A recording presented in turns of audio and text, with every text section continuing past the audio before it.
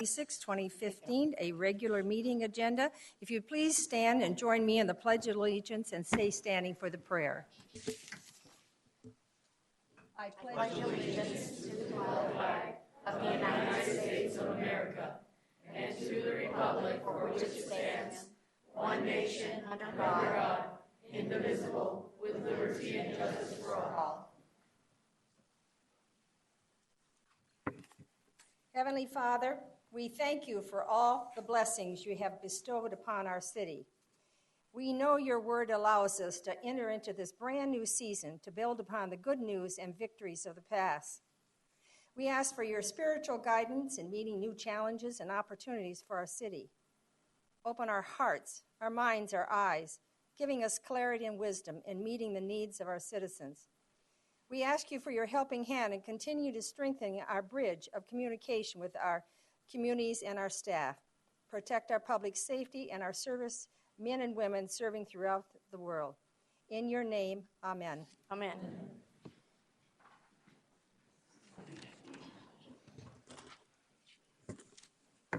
All right, the first thing we have tonight, we have two communications. And before I begin the first communication, it's to recognize Dr. Kyan McMillie for being named the 2014 Rodell Exemplary Principal.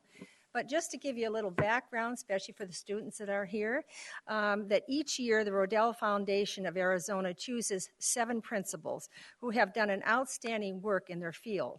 And among them this year is a leader from the Avondale Elementary District. And aren't we all pleased about that?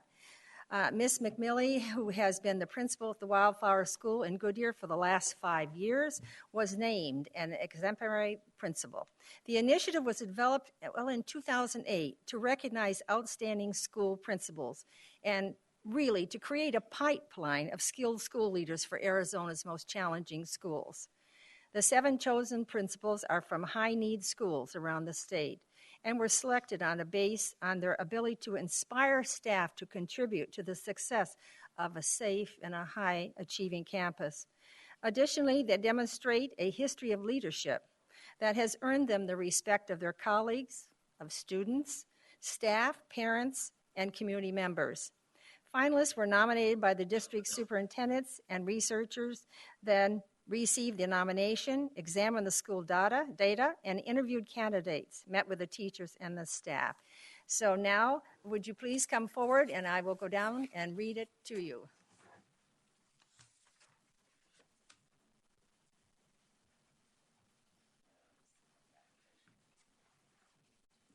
I have to get the large print.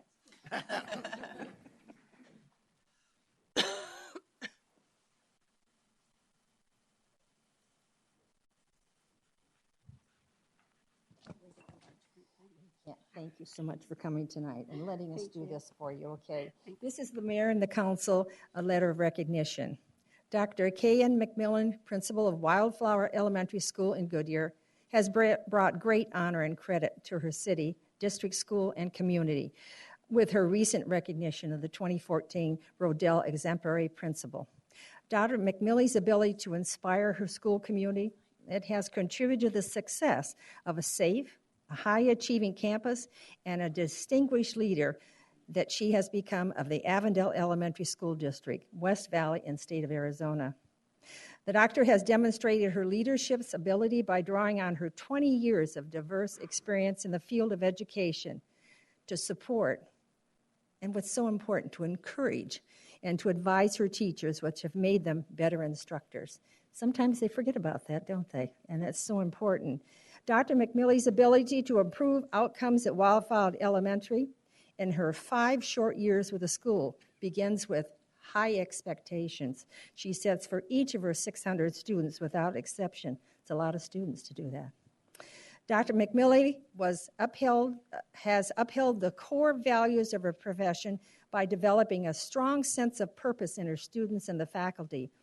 She is consistently goes above and beyond the help to all those affiliated with her school, reaches out to exceed their expectation.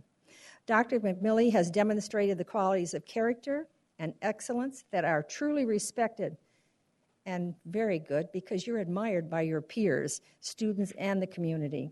For these reasons, the mayor and the council on behalf of the City of Goodyear, Arizona, recognizes your action to be valuable contributions to our community in keeping with the finest ideals of citizens and professionalism. Would you give her a great round of applause?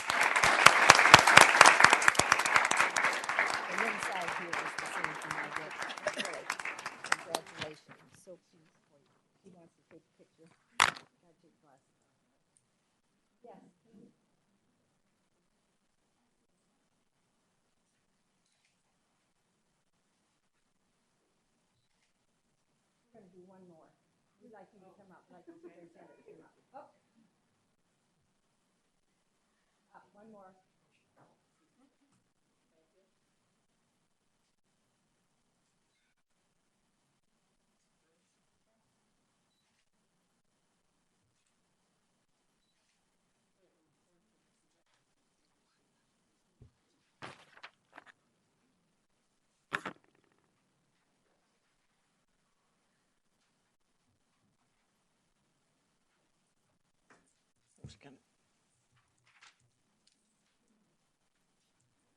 Okay, the second item on communication is a presentation from the students at Western Sky Middle School. They will present their research findings on a topic pertaining to municipal government. Matt Lagore, assistant to the mayor, will introduce the Western Sky Middle School teacher, Matt Numerador. Good evening, Mayor and Council. I'm happy to introduce Mr. Numerador's 8th grade social studies class from Western Sky Middle School. These students were tasked with identifying a community issue to research and to report those findings back to the City Council. Tonight they will be presenting information on our Parks and Recreation Department, specifically our rental policies and fees. At this time, I will welcome the students to the podium to give their presentation.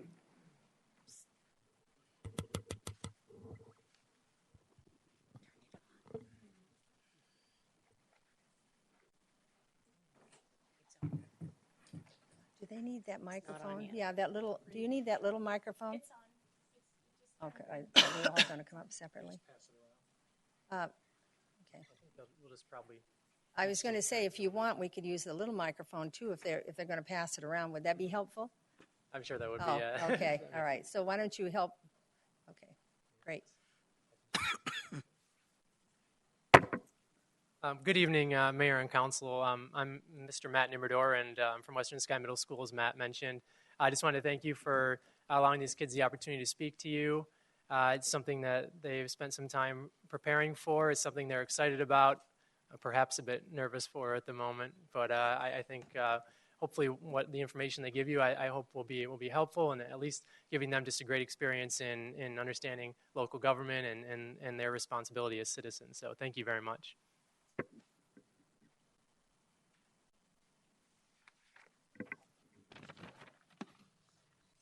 Good afternoon, Mayor and Council. I'm Tanner, and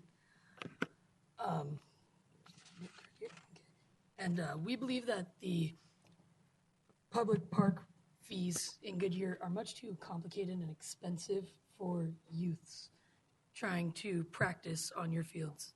And I, playing sports, must travel all the way over to South Phoenix to practice on a non-great condition field and wish to practice over here, but it just costs way too much to practice. And the Goodyear Code of Ordinance 20-1-4 says that the Parks and Recreation Department fees may fluctuate within the permissible fee structure. The fee structure includes 5 categories, and youth sports range from Category 2 to Category 4. Category 1 is designed for school district leagues, and Category 5 for adult tournaments and non-residents. For youth sports, the cost to run individual fields may be as high as $20 an hour, and an additional $20 an hour for lights during evening practices. There are game prep fees and field prep fees, which can both cost up to $20 to $30 a day. Also, fees for bases and portable pitching mounts for baseball teams trying to practice can cost another additional $20 to $30 a day. Field paint for soccer and football teams can cost up to $115 to $180 a day as well.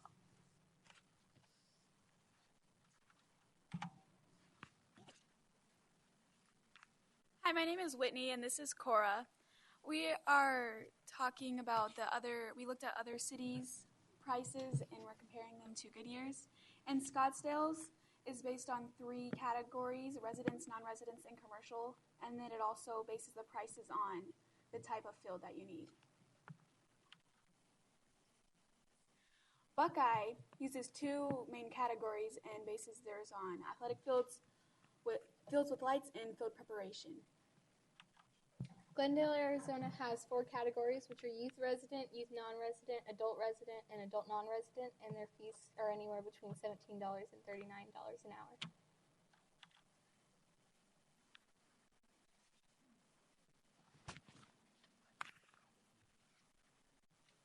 Hi, my name is Katya, and this is Ryan. Other cities, for example, Buckeye, use a 5-category system similar to Goodyear. These 5 categories are simply used for priority levels. We want to keep the 5-category system, but we believe the pricing should be lowered and simplified. We would like to see the pricing to be determined in 4 categories instead of 5. We would like to have the categories for pricing to be based on if you're a resident, non-resident, youth, or adult.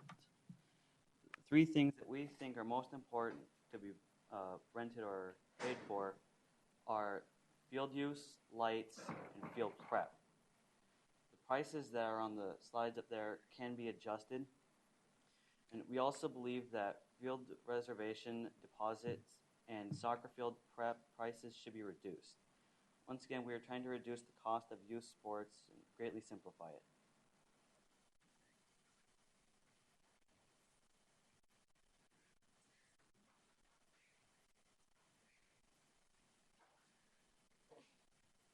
Hi, I'm Aramina, and this is Ananya. By following our proposal, many more youth will be involved in physical activity. From academic performance to health, there are countless benefits for youth involvement in sports. Many include improved attention, memory, creativity, and problem-solving skills, a lower rate/risk of unhealthy behavior, Greater personal confidence, self-esteem, dignity, and the value of learning time management, leadership, sportsmanship, and teamwork. Furthermore, enhanced grades, expectations, and classroom behavior are encouraged and grown. Most importantly, that they develop and maintain a lifelong love to exercise and be active. By considering our policy, it is also considering positively improving our community.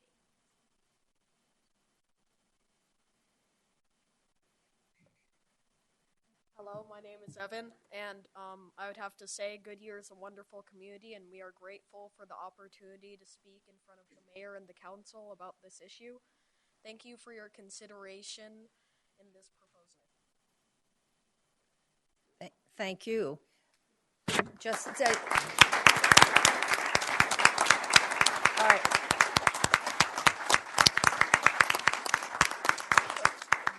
Don't go anywhere. So I think first, before we go down for a picture, because I think, or have them come up here, whatever is the easiest, I know we're going to want some responses from the council. So who would like to begin? Councilman Stipp. My son was a student of Mr. Numidor's. Must have been when he was 12. And anyway, my son had to do a presentation on an issue at home and how to argue with his parents, if you will, on overcoming an issue at home and how do I get what I want. To see it move from that point to this is really, you guys did a great job. A real, not that my son's issue wasn't worthwhile, but this is a real worthwhile endeavor. And I know it took a lot of courage to get up and stand before us. So thank you very much for coming. And I'm actually quite interested in looking at the numbers and seeing if there's not something we can't take into some kind of consideration. So thank you. Councilman Loretano. I was very, very impressed with you all. That was great. Not only, I know it's hard to get up and speak in front of everybody and everyone's in the audience too, but you guys presented a really well thought out, well researched presentation. And kudos to your teacher and, everybody who worked on this. I am very impressed. I think sometimes in government, we think we're trying to simplify things as we're working through it, and sometimes maybe we do make it a lot more complicated because we know what we're trying to do. So when a group like you brings this to us and shows it to us with fresh eyes and the research that you did, I think it's something we need to look at, because we don't intend to make things more complicated, and we don't realize how complicated we might have made it for people. And the idea is to get kids active and adults active too. We got to get the adults active too. So I would love, our Parks and Recs to follow up on some of the research you did and look at this and kind of give it a second look, because I think it was so well done. It deserves that. So great job. Vice Mayor?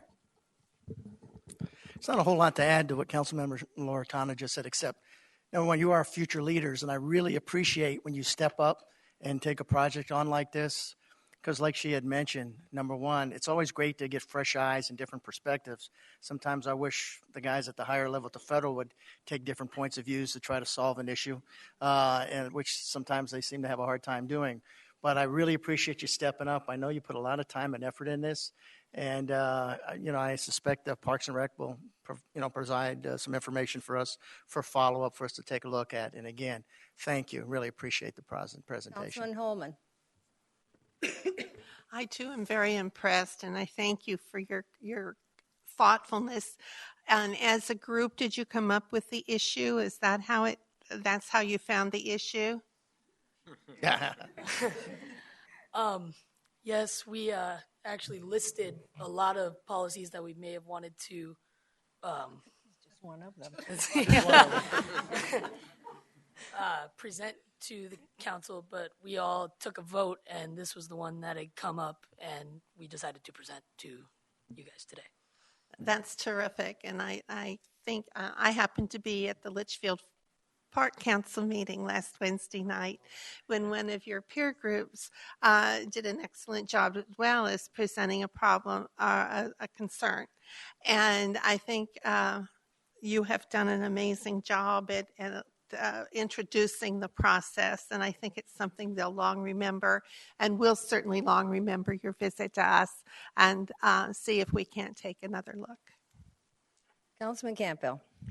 Well, I want to thank you as well for your wonderful research. And so you voted and you thought this was the most important that would affect you as our resident. Is that correct? That is correct. We just thought that this had challenged more of the community than anything else that we had listed. So, yeah. Well, you certainly identified a subject matter that is very dear to everyone sitting on this council's heart, because we want everyone to use our park and recreation facilities. We want our youth sports available to everyone, and we do have scholarships available to those children whose parents are unable to pay for their fees. However, we appreciate you letting us know your thoughts on our fee schedule, because we're going to begin our budget talk soon, and I'm sure this is going to be brought up many times, and we're going to refer back to your presentation. But thank you all so very much, and I want to thank your parents for letting you use many, many hours to practice and to do your research, and we really appreciate you coming before us tonight. Councilman Osborne. Well, you all did a fabulous job, and you articulated yourselves well. And see, this wasn't so bad, was it? I think that hopefully, as you guys get older and as you become adults, you won't feel that it's scary to come in front of your city council for wherever you live. You'll be able to bring your thoughts and your issues to them as you grow older. Now, I have to tell you, all 4 of my children went to Western Sky. And I feel for your parents. I know I was one of those moms that my boys played Pop Warner, and we had to leave Goodyear to go and let them practice on those fields, because there was always the issue of either there wasn't enough fields or there wasn't lit fields, or there was always those issues. And years ago, there became a recreational roundtable to discuss just what you guys are talking about. And the cool thing is that what's happened here is that you guys brought the perspective of the kids that are using those fields, and I really appreciate that. And I know that our city manager and our Parks and Rec director will certainly be looking at these things and giving us some follow-up information. So thank you very much. They all came up with the right thing to say. But Tanner, I want to say something because you used the word vote. And so what I'm hoping for by this experience, having come before a government body, that you will take that word vote to heart. And as you develop and graduate from school and turn the age of 18 so that you're able to vote, that you will get out to your communities and you will send if it's a mail-in ballot, you will read it and you will mail it in. If you're insistent, you want to go drop it off, that you will take it to a city hall and drop it off. Because we are finding the number of younger people, except the millenniums, are not voting. They're not taking the responsibility. But what happens, people are always ready to complain. But you can complain, and it's always well accepted, and we look into it as long as you're doing something about it. But I always say, rocking chair complainers or around the kitchen table, around the coffee, that I hear that they do nothing about it. And so you have taken the civil right that you have of being a citizen of the United States and come before us. So congratulations, and we need a picture of this. So do we leave them there and we go down and you take it this way, or because this is complicated? So you all turn to the audience and turn your signs around, and we'll all go down. Can't do it there? Okay, all right. Come up here. Yeah, y'all come right here in the front. Right in the front. Can you stand on your tippy toes? That's as tall as I am, girl. Yeah. Okay, We're going to move here. And parents, you're welcome to come forward to take pictures if you would like. Just come right on up. Okay, you're going to have to double up. How are you going to do this? We don't have a... I know. I'm going to get bunny ears, too. Bunny ears. Oh, it's okay. Get it all the time. Hey, nice spike, by the way. Some more of it down here. Yeah. Okay, because parents are going to want to take this picture. Yeah, they are. Parents Can are you get all it over. all in? Nice move. She's taller than I am.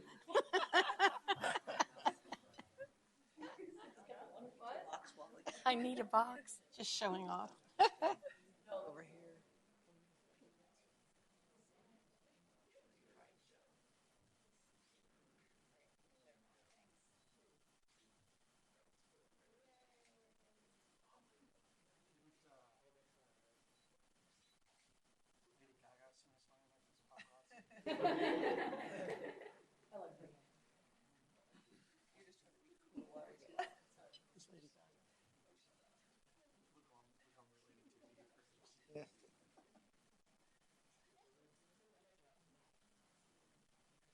All right, let's give a round of applause.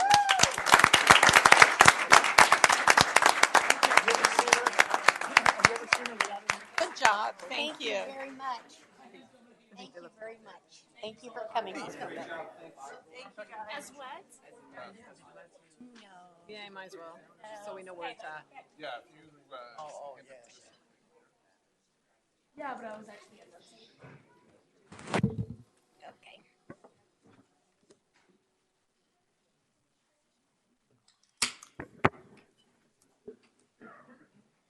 Okay, that was a feel-good moment. Yes. Oh, a sister hug. Priceless.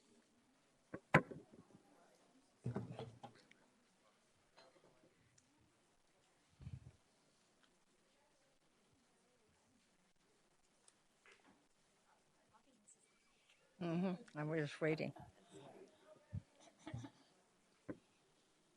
Thank you. Good job. All right, now is the time for citizens who would like to address the City Council on any non-agenda items. Do we have any cards? No, Mayor. All right, is there any speaker cards? Anybody from the audience wish to speak that didn't turn in a speaker card? All right, we're cleared to go on. So we'll start with the consent agenda.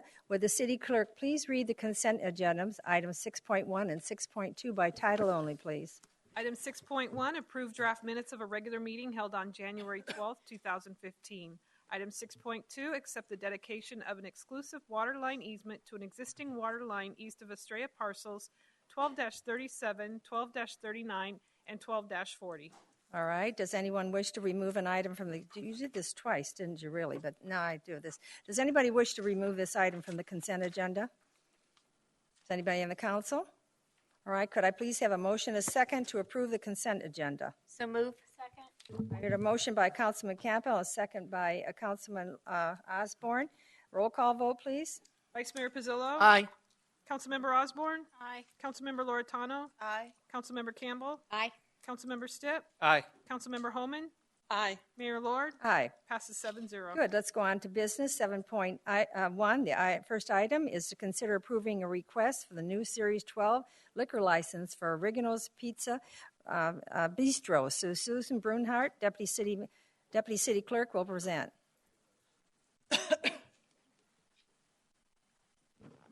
Good evening, Mayor and Council. All liquor license applications for new businesses are placed on the business agenda, so you have an opportunity to ask questions and conduct a roll call vote. With that in mind, I'm happy to be able to present a Series 12 liquor license for Oregano's Pizza Bistro. Oregano's is located on the north side of McDowell Road in the Market at Astray Falls Shopping Center, just east of the Lazy Boy store. Oregano's was founded in 1993 and has opened locations across the valley, as well as Tucson and Flagstaff. This will be Oregano's 15th location in Arizona. Unlike the other Oregano's restaurants, this Goodyear restaurant is a new building, but it was built with a historic feel. They plan to open the end of February. This concludes my presentation. Mark Russell, Oregano's founder and president, is in the audience if you have any questions or comments. Great. Are there any speaker cards? No, Mayor. Would anybody like to speak from the audience? Mr. Russell, did he want to speak? Okay. Then if there aren't any speaker cards, could I please have a motion and a second to approve the request from Mark Russell, owner and agent of the OBB Restaurants, Inc., doing business at Oregano's Pizza Bistro, for a new Series 12 liquor license number 1207A114, located at 15280 West McDowell Road, Goodyear, Arizona. Do I hear a motion? So moved. Second. I heard a motion by Councilman I got to talk on this We're one. all seconded. Councilman Stiff and a second by I said it. Councilman Osborne. And I'm telling you, they're ready to discuss this. So long awaited. Who wants to start? Well, I'm going to start down here because you started first, Bill. So who on down here want to speak? I would love Councilman to comment. Holman. And I was just thinking, I wished I had a dime for every time someone asked me when the Oregano's was going to open. It's been highly anticipated, and we're certainly delighted that our opening date is approached and within eyesight. So thank you for choosing Goodyear, and we look forward to your opening. Yes, Councilman Osborne. Go ahead. Then I'll. I just wanted to say welcome, and I tell you that we will make this the quickest and easiest, painless way to get you open, because if we didn't, we would be mud. Our citizens have been looking forward to Oregano's opening, and we welcome you, and we thank you for choosing Goodyear. Councilman Campbell. I just wanted to welcome you to Goodyear because I'm be so glad that my husband and I don't have to drive so far to go have your pizza now. Great. Councilman Stipp. All right, Mr. Russell, thank you very much for opening here. I need to inform you that I'm going to be changing my address to McDowell Road.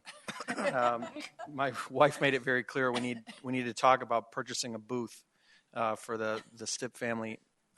We are very excited. There's a huge Chicago contingent that lives in the West Valley, and I know that that's where your roots are from. So we're very, very, very excited to have you part of that.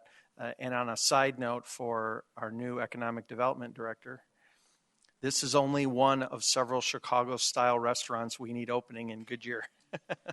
So thank you, Mr. Russell. Councilman Loretano.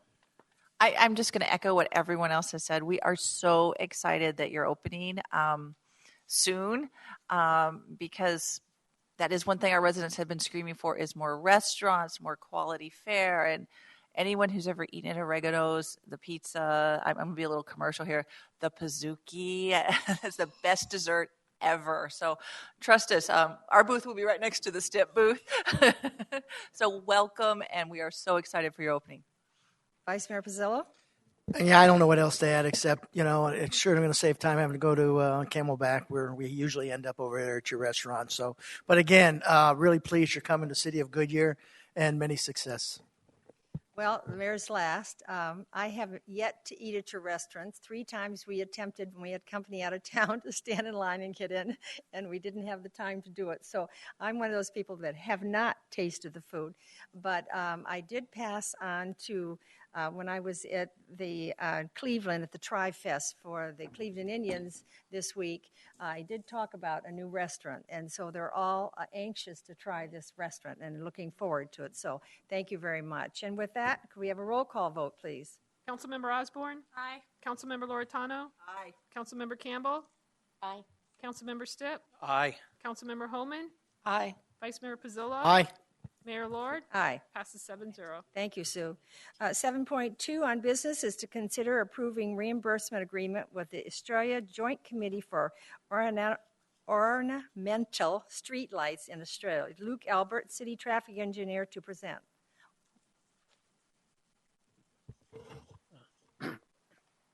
Good evening, Mayor, Lord, and members of the council. Tonight I'm presenting a reimbursement agreement for ornamental streetlights. Could you speak up just a little bit, please? Mayor, members of the council, tonight I'm presenting a reimbursement agreement for streetlights in Astray. And this item was also previously discussed at a council work session in July of 2013. Thank you. During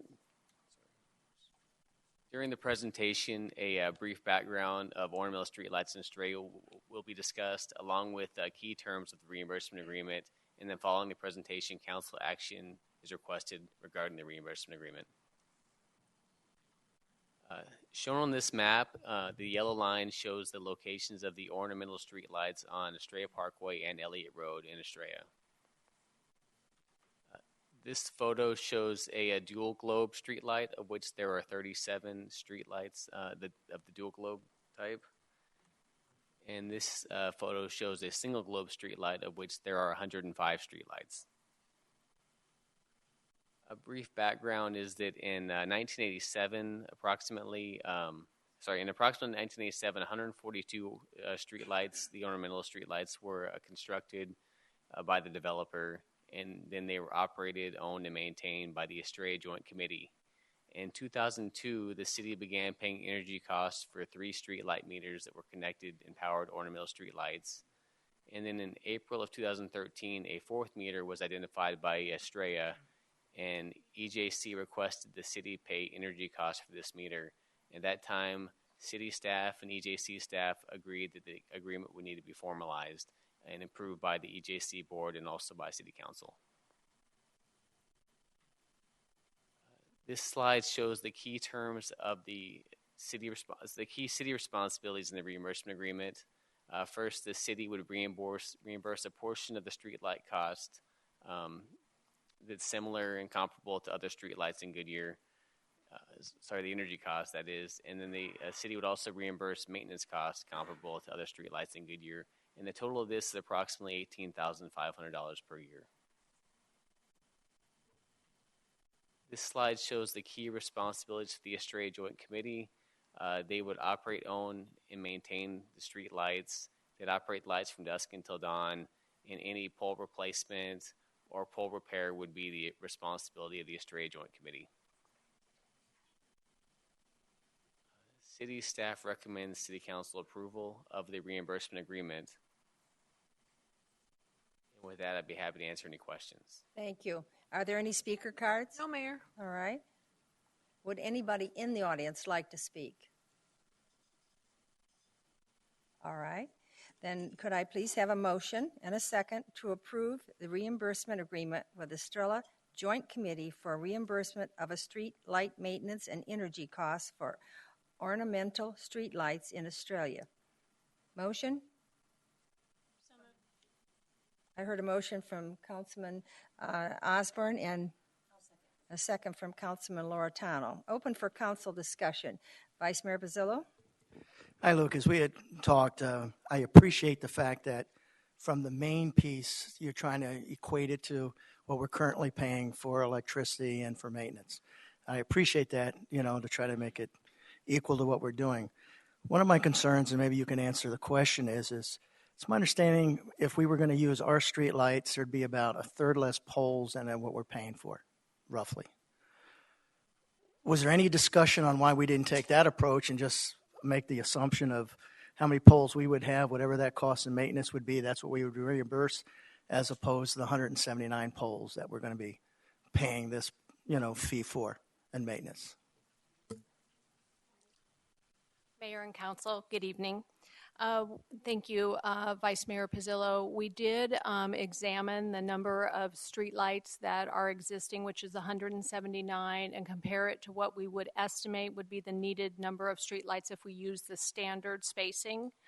And what it equates to, and this is based on not only energy usage of the wattage of the light types that are out there compared to what standard wattage is, along with the spacing for that type of street, which is standard versus what is out there. And we come up with a cost difference of approximately $1,000 per year, or just under $1,000 per year.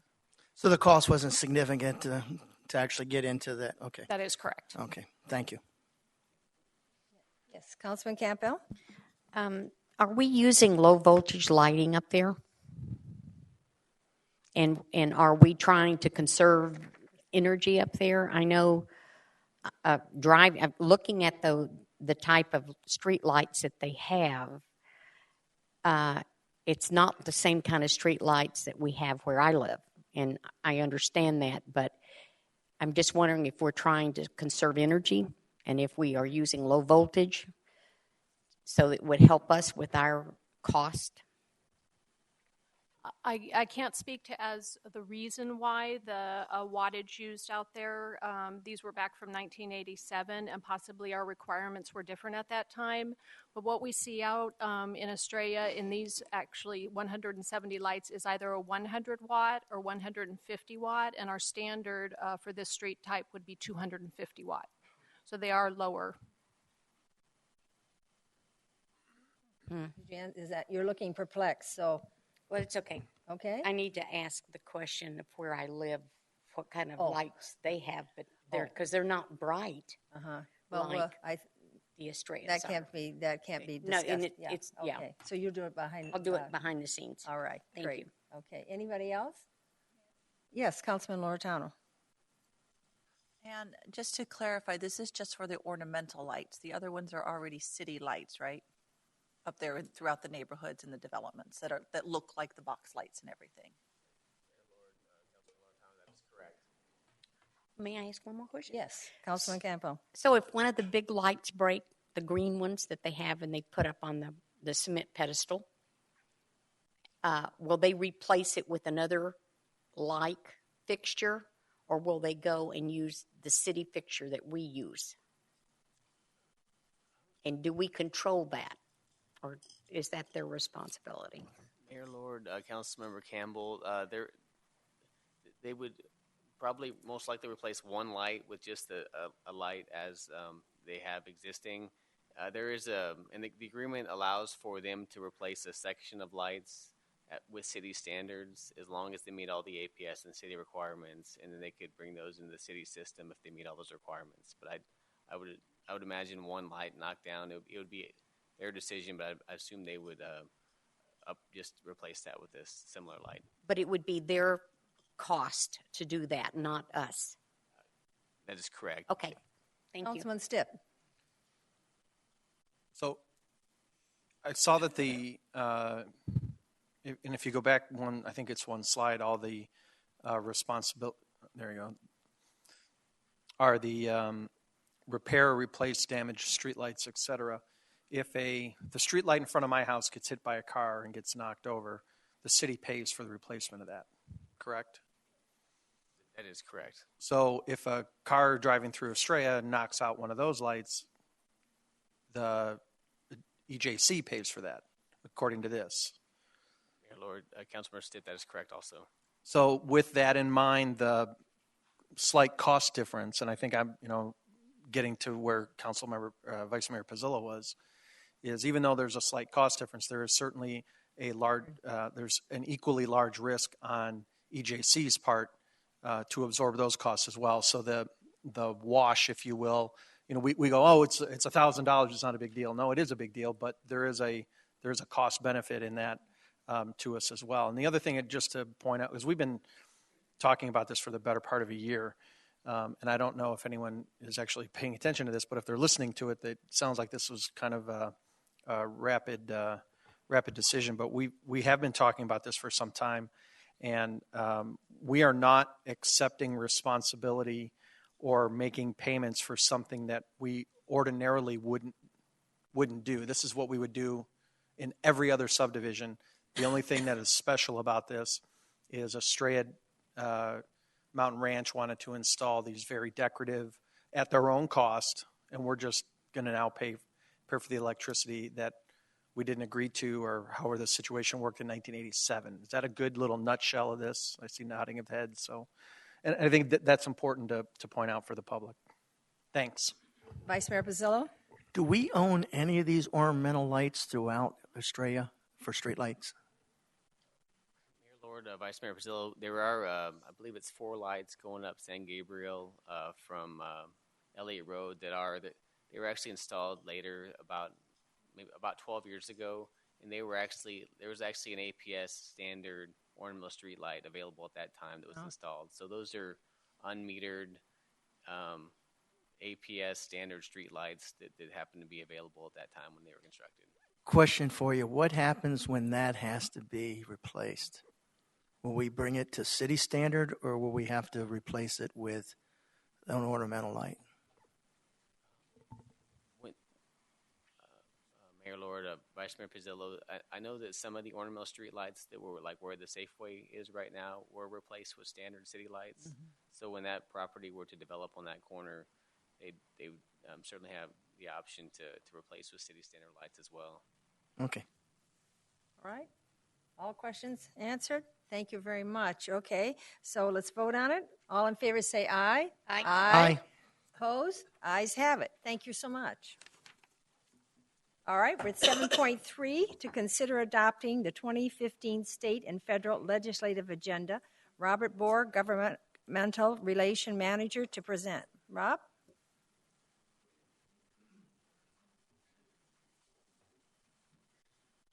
Thank you, Mayor and Council.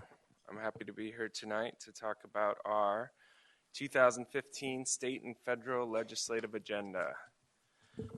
You have all been here past years and have gone through this previously, but I'm going to go ahead and outline the process anyway, and the action that you'll be asked to take tonight. So tonight you'll be asked to approve the 2015 state and federal legislative agenda. What this really does is just provides us as staff direction related to all activity, with both the federal and state legislative sessions coming up. As bills continue to be dropped, as they've already started, I'll continue to work with our city manager and as well as other management staff and department directors, sending them bills, asking them to work with me, research, discuss, analyze, as I've already been starting to bombard them a bit, so hopefully they're not getting too tired of me, as it'll probably get worse before it gets better. But we've already begun that process. In addition to that, each Friday I attend a meeting down at the League of Arizona Cities and Towns with all of the other intergovs from the surrounding cities as well as some throughout the state, and we discuss each of the different bills, their effects on city government, and then work together to strategize and message what our message is going to be. And how we want to deliver that message, who should be kind of talking to who, and how the timing of that delivery, and sort of really what we want that message to be and when. And then beyond that, that's where the community comes in.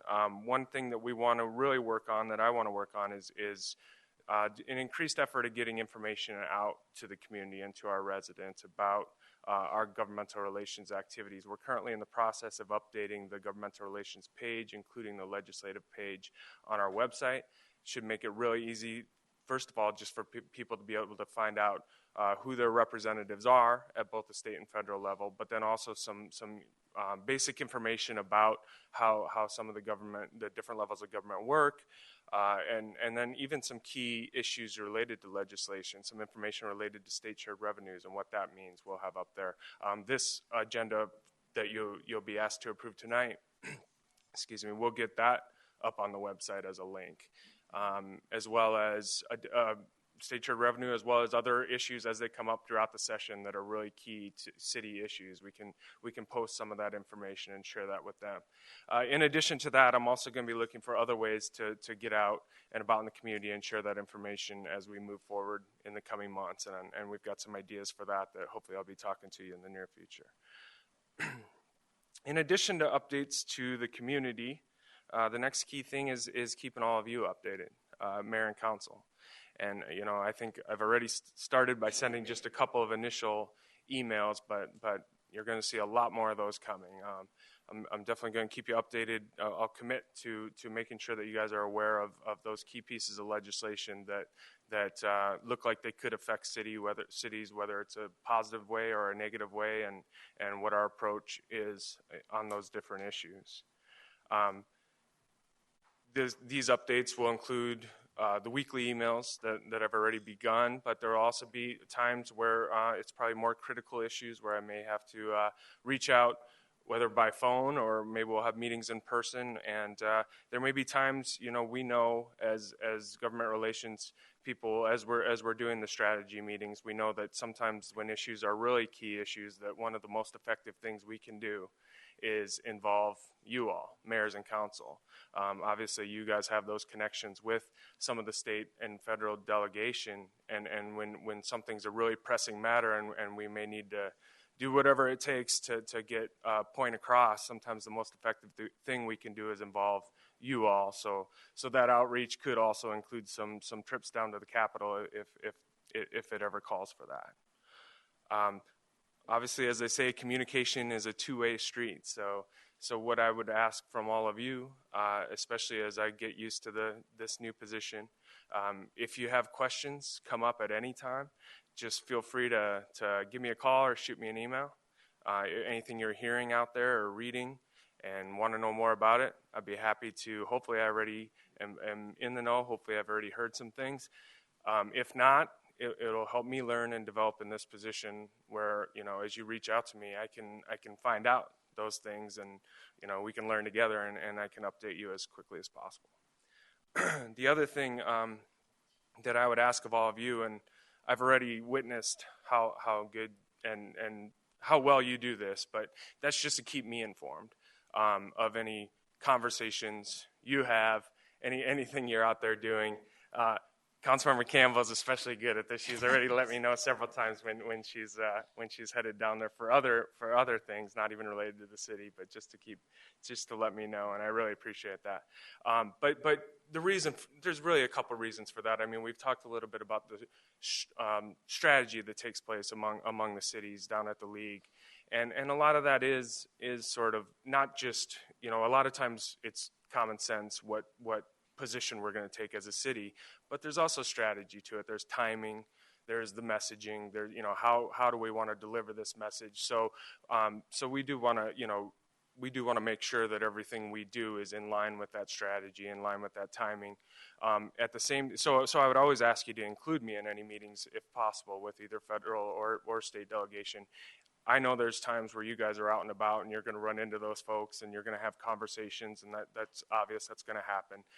So in that case, all I would ask is just to let me know what those conversations were, whether that fits within the strategy or not, but just so I can make sure that others know that need to know kind of those discussions that have taken place and where we're at and all of that. So I appreciate very much your participation with that. So, as you all know, we're now into the 52nd legislative session, first regular session of the 52nd legislature down at the state, convened on Monday, January 12th, so 2 weeks ago. As you also all know, we are represented here in Goodyear by Legislative District 13 and Legislative District 4 with Senators Don Shooter in 13, and Senator Lynn Pancrazzi in Legislative District 4. Representative Steve Montenegro and Representative Darren Mitchell represent us in Legislative District 13, with Steve Montenegro actually elected as Majority Leader this current session in the House. And then in Legislative District 4, we have Representative Lisa Tondo and the newly elected Representative Charlene Fernandez. As you also all know, this marks not only my first session as government relations manager, but also Governor Doug Ducey's first session as governor. Something in common. Yeah. So Governor Ducey obviously is coming in facing a challenge. As projections have said, he's looking at a budget deficit somewhere in the range of over $1 billion through fiscal year 16. So this is obviously challenging times for all of them down at the state, and has kept us on guard at the city level. As you all know, he has released a budget proposal that did include some cuts for cities and some things we'll keep an eye on, especially as budget activity continues going forward. Also included just some key dates with bills and legislation moving forward to keep an eye on, as far as when the last day is coming up to drop those bills and other things. So now to get into the actual guiding principles that you'll be approving tonight, and like I said, none of this would give us direction as far as working throughout the session. And this is at the state level, and we'll get into federal as well. But throughout the session, this gives us kind of direction as to the different things. As different categories of legislation fall under these guiding principles, we'll know the direction that you all want us to take on this. Now, if anything comes up that falls without what we're approving or what you're approving here tonight, or if anything is extremely significant, now there are possibilities that I'll have to come back with you in the future and discuss those things as they arise. So to quickly go through quickly go through all of these guiding principles, the first one, fiscal sustainability. We'll remain committed to preserving all existing revenue streams, including state shared revenue, which includes the state and income tax distribution, highway user revenue fees, and vehicle license tax. Obviously, always a key issue among the cities, as you all know very well, and will continue to be something that we watch really closely. The second one, local authority. We'll continue to support local control and decision-making authority, and will actively oppose any attempts to erode this control through preemptions or mandates, whether this is tax policy, any kind of preemptions or changes to that, or land use planning and those types of things. We want to make sure that you all and we as a city maintain that local control, as we have that direct connection with the residents and are able to represent their needs. Economic development. We currently rely on numerous tools to recruit, retain, and attract economic development opportunities. We'll support efforts to maintain and enhance mechanisms to create future economic vitality as well as revitalization. We'll also oppose any attempt to limit or prohibit our ability to execute economic development projects. Military preservation. We'll continue to be involved in protecting the mission of Luke Air Force Base through support activities that strengthen local efforts to protect the base from encroachment. This could include legislation to ensure compatible land uses around the base and more. Transportation, the City of Goodyear supports the voter-approved Proposition 400. We support regional coordination in transportation planning and oppose efforts that limit local control in the transportation decision-making process. Water, Goodyear supports and will participate in efforts to identify and develop future water supplies, protect and enhance existing water supplies, and advocate for water resource stewardship. So those are the state guiding principles that you will all be asked to approve tonight. And then just to get quickly into the legislative overview and those guiding principles. The 114th U.S. Congress convened on January 6, 2015. I want to talk just a little bit about action that they actually took. The 113th Congress, prior to their adjournment late last year, passed what's been commonly referred to as the Cromnibus Bill. This is actually a piece of a $1.1 trillion bill that funds the federal government through the end of the fiscal year, which is the end of September 2015. So the good news there is at least for the next several months, we won't be looking at the government shutdown discussions and those types of things. We actually are funded for a period of time. As you all know, here in Goodyear, we're represented by Congressional Districts 3 and Congressional Districts 8, which is Congressman Trent Franks and Congressman Raul Grijalva. And, of course, we continue to be represented by John McCain and Jeff Flake in the U.S. Senate. So to get a little bit into the guiding principles that will guide us with our federal legislative activity, the first one being economic development. The City of Goodyear will continue to work with representatives of the federal government to identify and support opportunities for economic development. Military preservation. The City of Goodyear, we currently partner with all the West Valley cities, as well as the City of Phoenix and Maricopa County. We have a joint contract with all of them, with Baker, Donaldson, Bierman, Caldwell, and Berkowitz, which is actually Steve Hijack has worked for 10 years or more on Luke issues, and he's part of this firm. He's got a long relationship with the city, our city, as well as a lot of the West Valley cities, and was actually key and worked really hard at bringing the F-35 to Luke. And he is the key contact on that contract that we share with all those cities as well as the county. So he helps us there in D.C. to keep track of all issues as they come forward. Another key piece is the transportation infrastructure.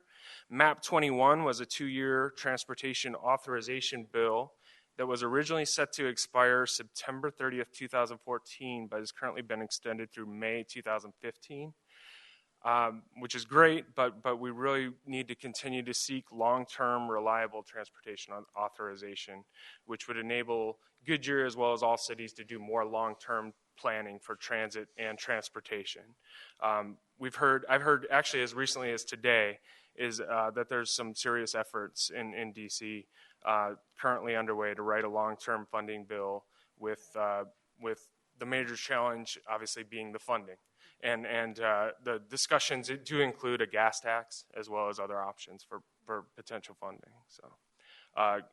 Grants, staff recommends continued work with all our departments to highlight priorities and seek funding through grants wherever possible. Aviation, Goodyear will continue to partner with the City of Phoenix to monitor the authorization of the Federal Aviation Administration and advocate for maintained operation of the Phoenix-Goodyear Airport. Obviously, you all know we had a little issue there in past years, and hopefully that's no longer going to be an issue that we'll have to be concerned about, but there's always other FAA-related issues that we need to monitor related to our airport. And then marketplace fairness, I know it's a lot more specific than these other guiding principles, and the reason for that and the reason that it's included is that you all passed a resolution specific to that back the end of last year. So unfortunately, from everything I've heard, there's really no activity going on with the current Congress with the marketplace fairness legislation, but you all did pass that resolution, so I did include that specific piece, even though it's a little bit more than the others.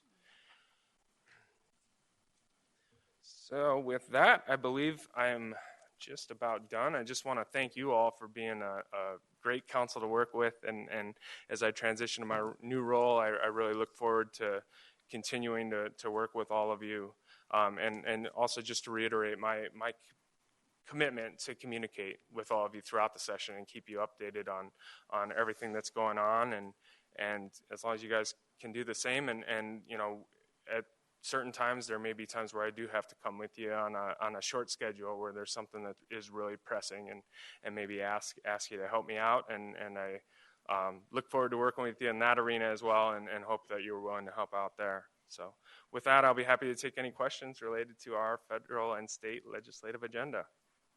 Thank you, Rob. Are there any speaker cards? No, Mayor. Would anybody from the audience like to speak?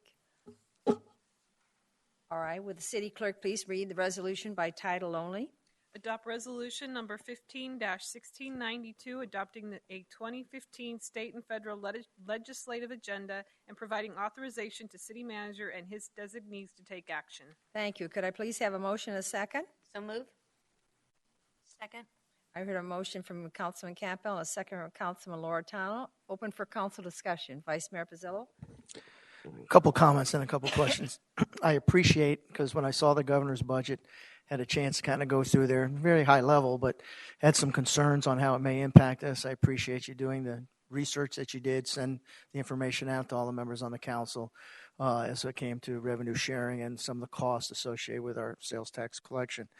I guess one of the questions I have, and I'm not sure you have the answer to it yet, is I didn't see anything addressing if they lose that lawsuit with the schools in his proposed budget, because Judge, it's my understanding, the judge has asked the state legislators to go back and work out the deal, and he wants them to come to some type of conclusion, and hopefully the timeline there is before they actually adopt the budget in March. So do you know of any contingency that they're looking at in case that comes down where they owe another $300 or $400 million? Mayor, Vice Mayor Pizzillo, you're correct that the governor did not include the money for that lawsuit in his budget proposal.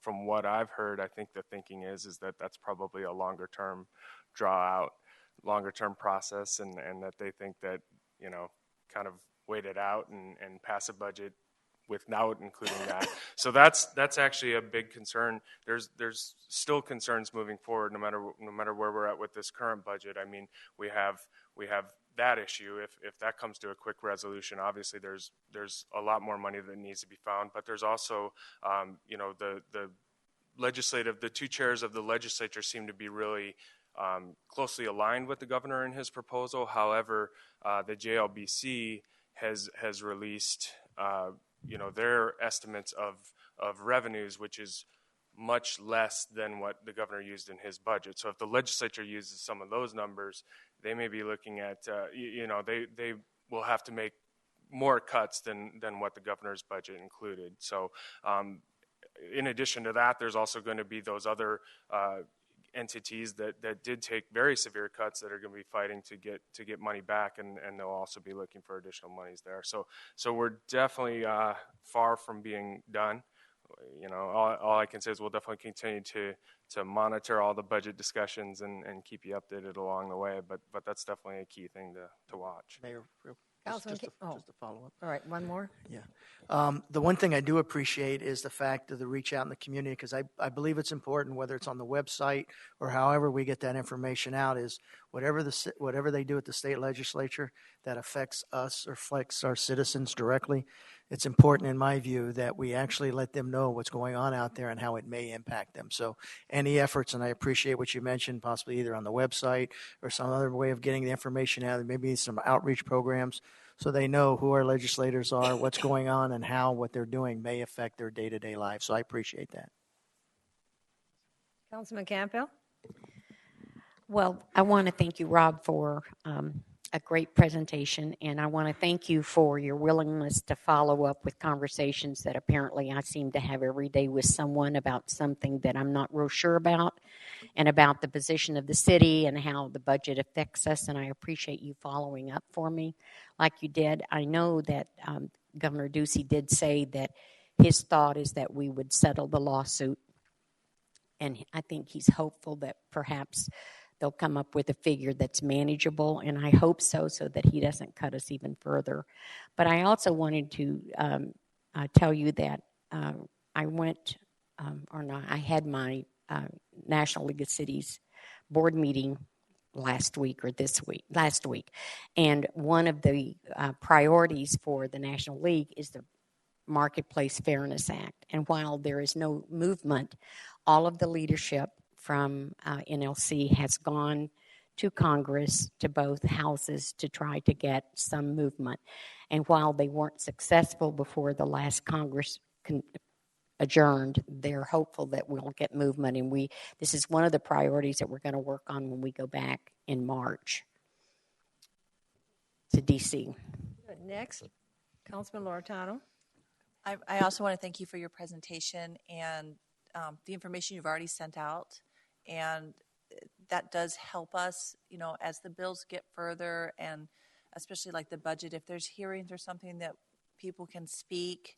I appreciate, I know you'll let us know so we can get that out to the citizens, and because if the more people we can mobilize, maybe we can help our city. So I appreciate that if we could just keep updated when they hit committee and when they're taking testimony and everything, so we can let people know. And I think the website is a great idea to do that. The other issue I did have, and I heard something with the federal, I know the transportation, they're looking, obviously with gas prices low, they're looking to add some taxes on that because they can kind of get it in there. But I've also heard some conversation about adding a mileage tax to how far you drive, which is a concern, obviously, for us out here, in the West Valley, how far people drive and on the roads. We're not like Chicago or, New York or anything. So that's one thing I'd like you to keep an eye on, because I'd hate for them to slip that in right now with gas prices low. And then when they hit $4 a gallon, our citizens who have to commute have to pay that. I think it concerns me with what they might do. If I could just respond to that, Mayor, Councilmember Loretano, the first item first, the registering to speak, and as things come up on committee, I'm glad you brought that up because I probably should have mentioned during my presentation. We actually have an account to Legislative Online. I can't remember what the A stands for, but it's called Lola, and so we're able to track all the bills obviously closely and where they're at. And then another thing we're able to do through that is easily with a click of a button sign in either opposed or in favor of legislation. So a lot of times when I talk about getting together with the others from the cities and us deciding on strategy, a lot of that is, we'll say all of us need to get in and sign in favor of this bill. So we'll do that while it's in committee. I can also request to speak at any time, but those we usually save for pretty significant issues. But I can always let you know when I do register either in favor or opposed to different bills as well. Great. And then the second thing, you're absolutely right. In addition to just the gas tax, there's also been serious discussion related to the mileage component, as well as I think a lot of other ideas that are being thrown around at this point. So, thank you, Councilman Osborne. Well, thank you, Rob. I think you're going to do a great job, and I like your team spirit. I appreciate that, and the communication is always something that we value. I think on the state level, a lot of people have hit many of the different things I know that we've been concerned about, but I do recall two things that I know we've spoken about this past year that we've been waiting for this next year, besides the state share revenue and all those issues. But, the Cactus League, with the sports and tourism type of funding, some of that, what we've been talking about, keeping your ear to the ground on that issue, but also our census, because it will be interesting to see, and I don't recall the timeline of how we're going to receive our information from the census. I'm assuming it's not affecting this year, but it'll be affecting the next year. And so just making sure that all of a sudden there's not something that's shining light where that could hurt us in our changes with the census that we're doing. On the federal level, the one thing, and I appreciate you brought up grants. I know that wasn't on our presentation. I'm curious, though, you don't mention water at the federal level. And so I don't know if there's a reason to or not put that on there, but I just felt that, sometimes that's certainly a state issue for the feds to help us with for Arizona, and not necessarily specific to Goodyear, but it is specific to the state. And I know that we're constantly looking for ways to fund that infrastructure for water and things like that. So I just thought I would bring that up. Lastly, and Wally being on the committee at NLC looking over sundry things, I just was appointed to the FAIR Committee, which is Finance, Administration, Intergovernment Relations Steering Committee. And so there are many of those things on the federal side that I will be looking at. And so I'd appreciate, things sent to me, whatever you see on the horizon too. Okay? Thank you. Congratulations, Councilmember Ross. And as far as the water on the federal level, honestly, that's a great point and probably should be included. I will look into that, and I'm sure Mark Holmes will probably agree. We should probably include that. He's smiling. I'm watching him back there. He has a big grin. Mark's on it. Thank you. Councilman Stipp. Several have mentioned putting this on the website or putting that on the website, et cetera, and we all talk as though it's common knowledge of what state shared revenue is. But I think before we put anything about the legislation, we probably need to be talking about what that is and what the city uses that for. Last year, we spent a great deal of time talking about construction sales tax. And I think to the average citizen, construction sales tax sounds like another tax that if we cut it, then we'll all save, which there's probably some truth in that. But when we talk about state shared revenue, that has a little different take and a little different spin. So, as we work across the line, and I know communication doesn't fall into you anymore, so I look to Wynette that we try to talk about that message and what does state shared revenue mean to the city of Goodyear. Put it on the internet. Put it on our site. Yeah, not from we get X number of dollars, but what is it? Why is it in place? What was the agreement that created state shared revenue? So we talk about, everyone wants to talk at the federal level about what happens to the states and states' rights and all the rest of that. However, at the state level to the local, we have a very similar relationship to that federalism piece that I think we need to start educating our folks a little bit better on.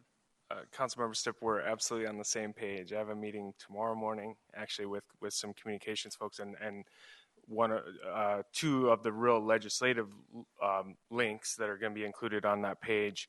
One's going to be state shared revenue, which is exactly that, a description of exactly what they are, what the different components are, and when they were created, and what services we're able to provide with those. And then another one will be this legislative agenda, which is why we're waiting until tomorrow morning to get everything up and live. So thank you. Well stated. Any other on the council? Well, impressive. Nice presentation. Thank you. For most of you and the people that are listening, Mr. Bohr has been my assistant for this time. He's been very capable and very helpful. So I'm really glad to see you in this position.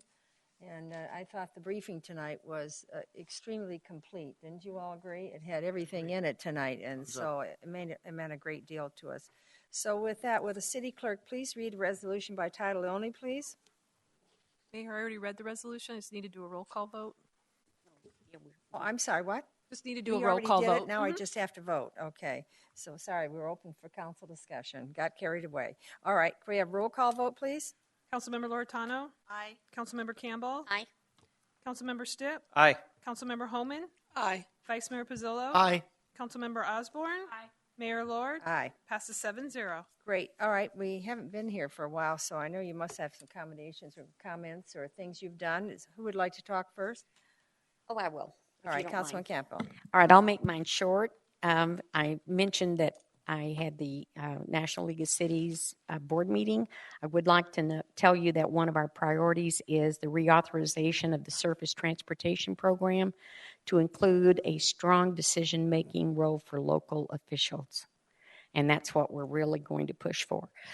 This past week, I've been real busy, but I'm not going to talk about. Go ahead and talk about some. It doesn't matter that I was there. So just. Are you sure? I'm okay. absolutely positive. Well, we on Monday we enjoyed the Martin Luther King celebration at Pebble Creek, put on by the Just Folks Association, and it was a wonderful morning. Very fitting for Dr. King's honor, and we were very pleased that we were included. I went to the Washington District Elementary School District Spelling Bee because my granddaughter was in it. And we didn't last very long, but at least we were the district representative for a little while, and it was a lot of fun. Met some wonderful educators there.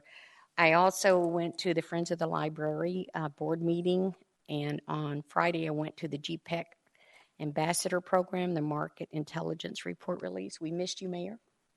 Thank you. It was a very nice event. And then today I participated in the Super Bowl Baskets of Hope event, and I was very pleased to be a part of it. It's where we put baskets together that the football players actually take to Phoenix Children's Hospital. And if that's all we were doing, that would be wonderful. However, we were packing baskets to send all over the United States to every city that had an NFL team, that FedEx flies free of charge to that city. And then the football team has one of their team members go personally to the hospital during Super Bowl week and gives a basket to every child in that hospital, regardless of age. So baskets are appropriately aged, packed. And I met Tony Dugney, who is the former Indiana Colts manager and ESPN announcer, and Mike Lynch of the Arizona Cardinals is our representative to take our baskets to Phoenix Children's Hospital. So it was really a wonderful event. There was probably 200 of us there, and it didn't take us very long, and we met some wonderful people. So volunteerism is alive and well in the Phoenix area. And you do it well. Thank you very much. We really appreciate it. Next. Yeah, Councilman Osborne. Thank you. I thought I would just let you know that I received from our Let's Move group that we were awarded a bronze medal in goal number 3 for smart servings for students. And we were also, as a city, awarded a bronze, silver, and gold medal in active kids at play. And so those are things that our Parks and Rec department's been doing with our kids, and that's pretty exciting. I was last week, we had a delegation of mayors and different people that came from Indiana and from DC and from Pennsylvania somewhere, I believe, that came to MAG for aging in place. And I was honored to be their ambassador. And so they were here for 3 days, and they did go to Wickenburg, and they were really concentrating on rural areas and able to learn about aging in place, not only in urban areas, but also in rural areas. And really an interesting thing that came up that I would like more information on, and I look at Mr. Dahlke for some maybe follow-up, but we had someone from, I don't want to say the cable companies, but they were here talking to us about the lack of broadband in certain areas. Rural areas, but also the fact that in our state, we have 678 schools that are 1 mile from interconnectivity. And so I sat there thinking about, well, I certainly hope none of our schools are like that within Goodyear. You wouldn't think so, but I was quite surprised that they're 1 mile away. So it's not, you would think rural, but that's only a mile away. And so when I thought about the fact of our city as it only being 11% built out, is there a policy question here? As it relates to our future schools and that connectivity. Technology is huge, and I know we're always talking about infrastructure, so that was just something that came to mind. And that's all I have for now. Thank you. Well, just a comment, what you want saying, Councilman Osborne, sometimes we're questioned on the outside, why are you attending these things? Why are you going? What is it costing? And I hear that from the public. How are they spending our money? Well, these are the things that council attends. We learn a great deal by. We accomplish a great deal by. We find out there are avenues in which we could pursue that will help our city. So I appreciate that work. Thank you. Next, Councilman Stipp. I really don't have I attended the Martin Luther King celebration and whatnot, but this is going to be a crossover between what you did and a question, so I'm going to roll it out there. I watched a TED Talk presentation the other night on moving people in communities, and it focused on pedestrian ways and bicycle ways, not in the traditional way that we do it here. And this is probably an offline kind of conversation, but since Councilmember Osborne brought up, the sporting event, I mean, when we talk about bike lanes, so my very generic question is, we have a certain sidewalk width requirement, the 4 feet or whatever it is. And we have a bike lane requirement that's, 2.5 feet. What would it take to make our sidewalks is there a cost breakdown? Instead of making the street wider, make the sidewalks wider, that you can have a to and from bike lane and a walking lane, similar to Venice Beach or Santa Monica Beach, kind of an approach. I don't want to waste a whole lot of staff time on it, but I am kind of curious if there's a difference in if we made our sidewalks instead of 4 feet, 5 feet, and then did away with the bike lanes in the middle of the road that everyone's afraid to ride in before they get killed. Is there an option there? Is there something to look at there for future development? Again, Joanne pointed out we're only 11% built out, so we may not be able to affect it today, but perhaps if we build the connectivity between North Goodyear and South Goodyear, we might be able to take advantage of doing, a sidewalk-ish bike lane. I don't know. So that I wasn't going to say anything, but your conversation kind of prompted that. So. Well, that's interesting because that was brought up the City Center Committee, and it was also brought up for golf carts, and they did look in the pricing, but I'm not sure any of that information is there any longer. But we did look into certain things like that, as well as wider sidewalks in front of businesses. That all kind of came in that same category. Councilman Loretano, your turn. To add on that, also, that's how universities do it. A lot of the times they've got the wider That's bikes right. and everything, which makes it really nice. I also attended the MLK celebration. It was very uplifting. And how did you all like the speaker? Oh, he was wonderful. liked him. Goodness gracious. I've decided I haven't done it yet, to talk to the league about having him because I thought he was so outstanding. So It really made you think of things that you may not necessarily think of yourself. So I found that really uplifting. He'd be better than The Economist, that's Yes, for sure. yes. Kind of depressing. More uplifting is what you're saying. I was also reappointed for the National League of Cities to the International Council chairmanship. Speak into the microphone a little bit, sir. For the chairmanship for that, and also to the Great. steering committee of the Community and Economic Development. So I think that'll be interesting to see what other people are doing, if we can bring back any thoughts for us. The other thing is I want to give our city staff, and Nathan, I'm sure he had something to do with the color run. I was too sick to participate this weekend, but I had a lot of friends that came from Peoria, Scottsdale, Gilbert, and it was all over my Facebook page. I had lots of friends. I don't know how many people gave compliments, not just to the staff there and just the city, because obviously even if it wasn't the city working it, we get the credit for it, just like we would get blamed if things went wrong at our ballpark. And people just complimented how friendly everyone was, how nice and clean our city was, and that was just really good for me to hear. Then there's another run, I think, this weekend, and a lot of those same people are coming back. And which run is that? That's the Neon Run at nighttime. Mm-hmm. And people were there with their kids. So I just want to give compliments to our city that's 2 runs, and then I think we have a flavor run up in Astray. So we have a lot of things that are bringing people in, which are just great, and that's economic development. So.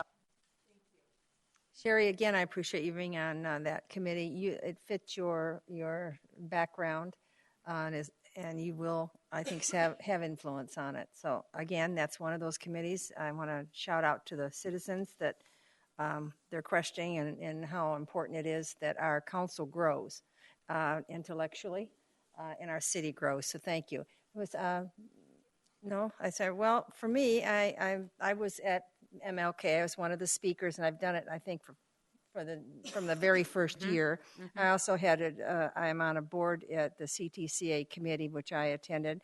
But really, one important thing I want to mention, and you all know that Barry Broom has left GPEC. Mm-hmm. And so Chris Camacho is the new CEO. And I was so happy. In the beginning, he was interim, and that lasted about 1 day. And the executive board, I think, got serious and said, whoa, we can't lose this young man. He's extremely capable. Barry always has trained his staff well. Chris has worked there long enough and been so influential, and he's a talented young man. Very much, when you look at our governor, very much in that age group of these young executives, and I think he's going to do very, very well. We all loved Barry and his personality. Chris comes with a little bit different personality, but I think it's going to be very workable. So I'm really pleased for him. And then what really was a real hot dog weekend, I went to Cleveland. And I attended the Tribe Fest for the Cleveland Indians. So just to kind of give you a report, Matt Liguri, my new assistant, who replaced Rob Bohr, we flew in. And on Friday and then Saturday, we worked. So Saturday, we worked the booth from early morning till late at night. And so the, all right, Debbie, Divinity, I always say that. Debbie was there, and of course she went ahead on Friday and she had the table set up, everything ready. And we had a wonderful, they've done Nathan, a great job at this. This was handed out to everybody. Visit Goodyear, Arizona, and it's current, and it's got everything in it about the hotels and venues in our city. So that was given out the table, of course, and then with a baseball schedule. But what the star performance that night was, of course, they were filling out applications for a trip, to win a trip to Goodyear. And it was a trip that was transportation by air, not by car, a hotel for 4, a car rental, and tickets to the game. So there had been a press release out in the newspaper before I got there, in a couple newspapers. So a lot of people were expecting me to be there. So they would come up to the table and we would talk to them. And I just want to start out by saying the general attitude of the people from Ohio was so totally different than 2 years ago when I went to Cincinnati to that fest. This time they have learned more about Arizona. Some have visited Arizona. Some have just read about it. Some have just heard from their friends who have attended. And it was all very positive. Exceptional remarks about the condition of our city by people. I thought that, they really did notice. So, and we had many of them come up. We had only one complaint, and that's a gentleman who objected to the fences around the team buildings. And I immediately, of course, I'm good at that, said, well, I can't do anything about that. That belongs to the ownership. You have to talk to the Cleveland Indians and talk to them about that. But so anyway, they would fill out the application for the drawing, and they'd hand it to us. And then I would put my hand out to everybody and say, and by the way, I want to wish you well. I'm the mayor of Goodyear. Get out of here. Get out of here. You're not the mayor of Goodyear. I said, yeah, I really am. And so I'd say, see, I've got this badge. Well, anybody can get a badge. So they are absolutely very heartwarming people. We had, just like, you're right, kind of like Joe. And children would come up the table because they saw me on TV. So I was on several TV and then radio and live stream. And so they recognized me. And so they wanted pictures taken. Can I have your autograph? Yes, yeah. So we have a whole group of pictures, what Matt is going to put on Facebook. So finally, Facebook's going really active to kind of show you the citizens, because we took pictures of a lot of the people that were really caring and wanting to come to Goodyear. So it was just good news. And Debbie did an outstanding job. She was by herself, but fortunately there was another tourism booth next to us. And so when I took a break, or Matt took a break, they helped her because we had so many people coming. Now, for the people listening, this was taken out of tourism funds, tourism funds. So it's building, and so we were able to use that. So the city did not pay for my trip. It came out of the tourism, and everything connected with that did. So we're looking forward to that money stream to increase, by the process that we're in right now. So anyway, just good news from Cleveland. They all said hi, and of course, Yeah. Oh, listen, it was miserable. and of course, it helped me because I could start off my talk on TV and on radio about the sunshine and the flowers and the palm trees. and the streets were clean. There was no snow on the streets, no grayness, so it helped me think about what I was going to talk about. But anyway, it was just great. So with that, thanks. It's over to you, City Manager. Yes, Mayor, members of the council, my goodness, you guys are all busy. It's a joy to hear all the activities that are going on. A couple of things. One is the Western Skies, the middle school students, I would agree were phenomenal. And Nathan Torres is already reaching out. One of the things we want to do is, Nathan talked about them also interacting with the Parks and Rec Commission as we're starting to look at fees. I did put up at the dais tonight, not fully understanding this presentation that's coming before you, but I'd committed to you to provide you a schedule of our subsidies for Parks and Recreation. So that's up at the dais tonight, just so you have that and you kind of get a sense of what we're looking at right now. The other is there were some discussions, a couple of points brought up by council that start to get into some policy issues, perhaps. Was brought up potentially as far as broadband. Could we potentially, require that with education, schools, et cetera, as well as moving people. And what I would propose to council, it's about the time to do it. If you remember in November when we had the council retreat, there was an interest in sharing these ideas, and obviously these were not posted on the agenda, so we can't go into detail.